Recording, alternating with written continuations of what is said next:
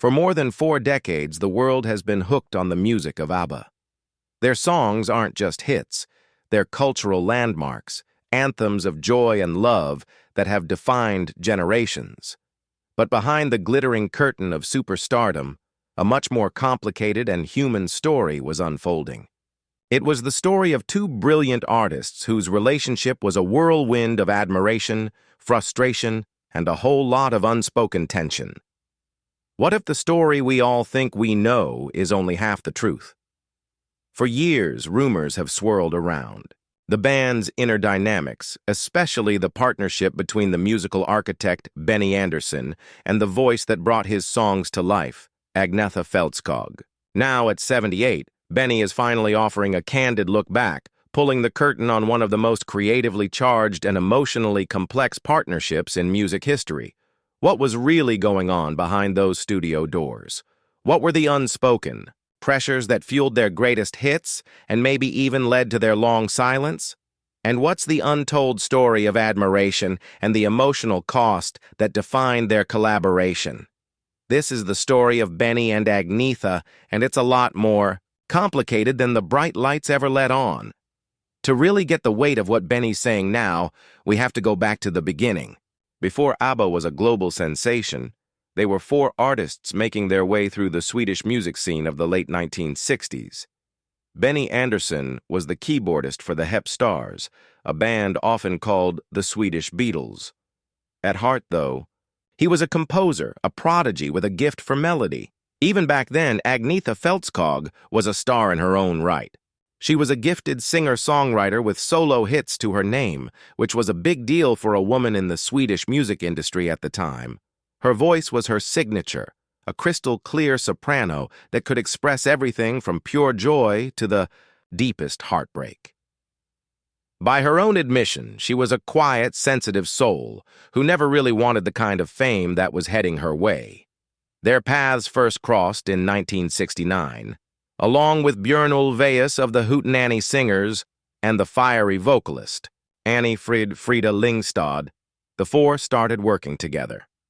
At first, it was pretty casual, but there was an undeniable chemistry, a spark that felt like something bigger. Benny and Björn were the songwriting engine, but they knew they needed powerful female voices for their songs. They found that and more in Agnetha and Frida. Their early act, cheekily named Festfolket, or Party People, wasn't an instant success. But one song, Hej Gammal Man, Hello Old Man, was the first to feature all 4 of them, and the crowd loved it. That was the sign. That was the moment. They knew they were onto something special. Benny later said he wasn't just looking for a singer. He wanted a collaborator who could challenge him. In an interview, he explained, "I was looking for someone who could bring out something in me that I didn't even know was there." Agnetha did that. From the very beginning, it was clear their personalities were different forces. Benny was the rational perfectionist, the architect. Agnetha was the intuitive, emotional vessel. That combination was electric, a perfect storm of technical genius and raw vulnerability that would become both their greatest asset and a source of incredible pressure. Once the group officially became ABBA in 1972, the creative engine kicked into high gear. Winning Eurovision in 1974 with Waterloo lit the fuse, and soon ABBA mania was sweeping the globe. Their songs were everywhere. But behind the infectious melodies, a relentless work ethic was taking hold, driven mostly by Benny Andersson's intense perfectionism. The studio was Benny's lab. He was famous for his focus, demanding nothing less than flawless execution. For him, it wasn't about ego, it was about honoring the music. He believed the songs deserved that level of dedication, and that mediocrity was the biggest sin an artist could commit. This obsession with perfection, however, came at a price, and Agnetha often felt that pressure the most. Rehearsals dragged on for hours, late into the night. Benny would demand take after take, searching for the transcendent sound he heard in his head. In a rare moment of honesty years later, Benny looked back on this time with a mix of pride and regret. Agnetha was brilliant, a real professional, he said, but sometimes I pushed her too hard. I demanded so much of her. Agnetha, who was already struggling with the weight of fame, was in a tough spot. She respected Benny's genius, but the constant demands were draining.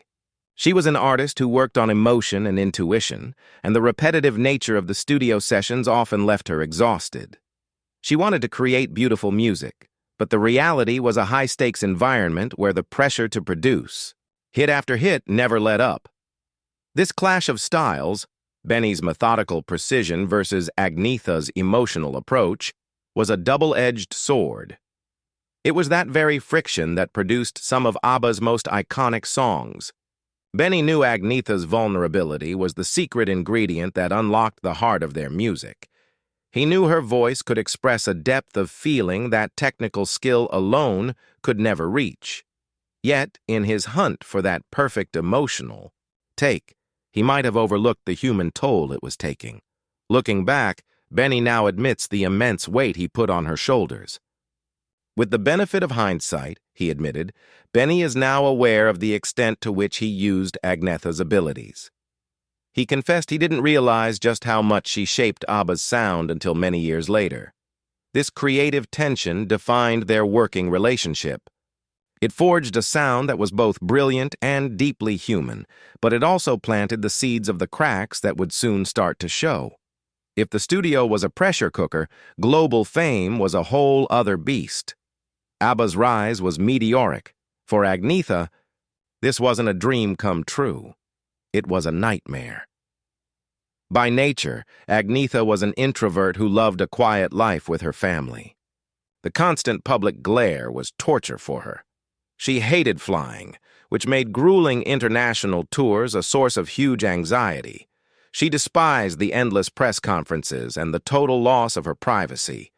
In one interview, she described fame as feeling trapped in a glass box, watched by millions but feeling totally alone. This struggle got even worse after her 2 children with Björn Ulvaeus were born.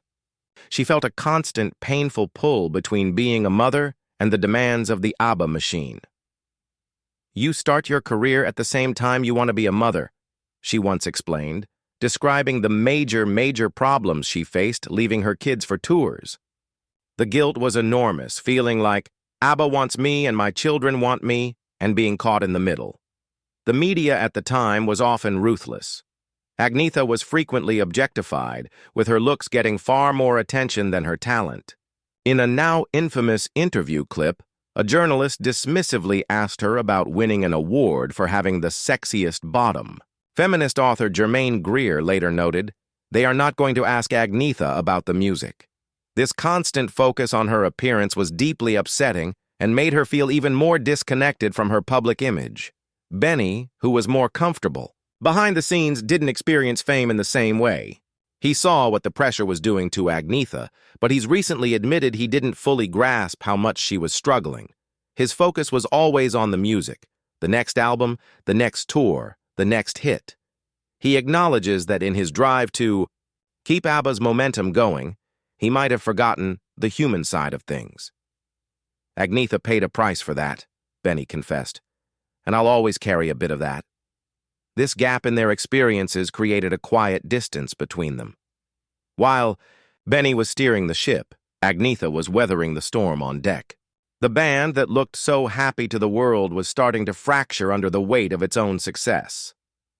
As the 1970s ended, the fairy tale image of ABBA, 2 happy couples, began to fall apart. Agnetha and Björn's marriage ended in 1978, followed by Benny and Frida's divorce in 1981.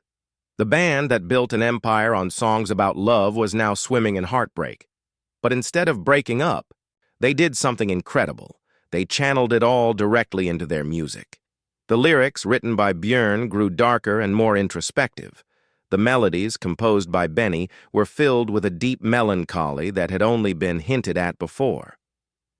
You can hear this shift most powerfully in the 1980 masterpiece, The Winner Takes It All. It's a raw, devastating ballad about a breakup and for years everyone assumed it was about Agnetha and Björn's divorce. Björn has said it's a fictional story about the experience of divorce, not a literal diary entry, but he admits the pain of their split was the direct inspiration. He remembers writing the lyrics in a single hour, fueled by a bottle of brandy. When it was time to record, there was no question who would sing it. It had to be Agnetha. Handing her those deeply personal lyrics was a heavy moment. As Björn recalled, a tear or two welled up in her eyes, because the words really affected her. For Agnetha, singing that song was almost unbearable. It forced her to relive her own heartbreak over and over, with her ex-husband watching and Benny demanding perfection in the control room. She later called it the best of all ABBA songs, but admitted singing it was like acting a part. I mustn't let my feelings take over. Benny's role was crucial. He initially had an up-tempo arrangement that felt too stiff, but he reimagined it with a flowing chanson-style piano line that gave it its sorrowful feel.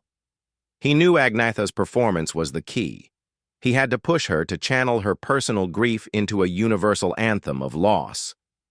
Benny himself admitted that no one else could have sung it the way she did, saying her ability to turn her pain into something so relatable was nothing short of extraordinary. The recording of The Winner Takes It All was the peak of Benny and Agnetha's complex partnership. It was a moment where his musical vision and her emotional vulnerability created something timeless. The joy was gone, but in its place was a heartbreaking honesty that cemented their legacy as true artists, not just pop stars. By the end of 1982, the strain was too much. ABBA quietly went their separate ways. For Agnetha, it was a relief. She finally had a chance to step out of the spotlight and reclaim the private life she craved.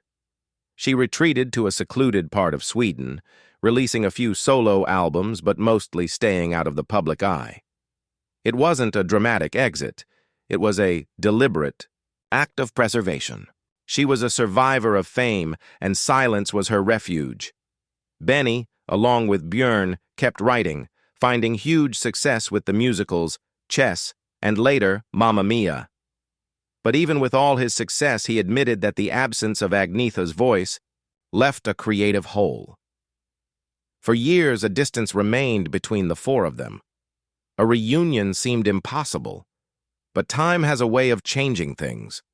As the years passed, Benny began to see their partnership differently. He started to openly talk about how much Agnetha contributed, not just as a singer, but as the emotional heart of the band. I don't think I ever understood how much I needed her until I looked back at it all, he confessed in a recent interview. We were the perfect pair, even when we didn't know it. He wasn't just talking about her voice, which he'd always admired. He credited her with teaching him about emotional authenticity in music, admitting that her perspective challenged him and made their work better. He spoke with a quiet regret about the pressure he put her under, suggesting that if he had listened more, maybe things would have ended differently. Agnetha, for her part, also seemed to find peace with the past. In a rare 2021 interview, she looked back on their dynamic with a surprising warmth. He pushed me, yes, she said of Benny, but he also saw me in a way that no one else did.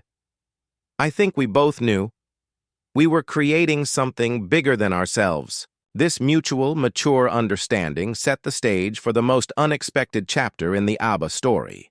After nearly 40 years of silence, the unthinkable happened. In 2021, ABBA announced they were back.